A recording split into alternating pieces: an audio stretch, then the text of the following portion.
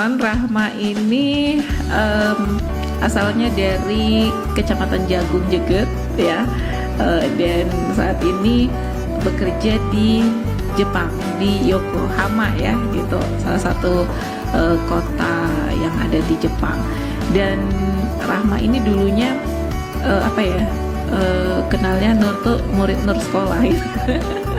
Dan memang Ramadan ini bisa dibilang ya punya ragam kisah cerita di masing-masing tempat, di Indonesia, di Jepang, bahkan di Indonesia aja beragam daerahnya juga punya beragam tradisi mungkin atau pengalaman lah setidaknya di momen Ramadan. Menjelang Ramadan di sana ada nggak tradisi-tradisi megang atau apa gitu yang mungkin dilakukan masyarakat Muslim di sana, seperti apa?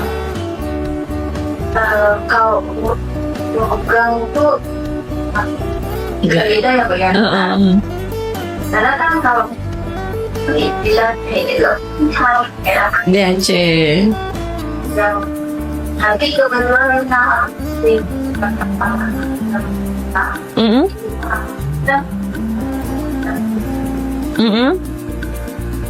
megang guys itu dan itu kan gitu ada yang kalian Kayak punggahan-punggahan juga gitu, ngumpul bareng lah ya, makan bareng gitu juga ya. Terus Rahma Hidayati Eskep, salah seorang putri Gayo ya, berasal dari Takengon dan saat ini bekerja di salah satu rumah sakit di Yokohama, Jepang sebagai perawat di sana.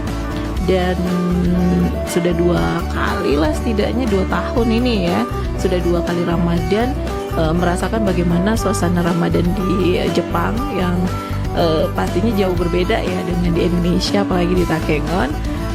Nggak ada istilah megang di sana karena minoritas juga. Bahkan kalau misalnya di sini mungkin terawih, ajan dan sebagainya itu bisa bebas dan sebagainya ya. Mungkin kalau misalnya sholat lebaran juga khutbah bisa didengarkan dengan toa lah, speaker dan sebagainya.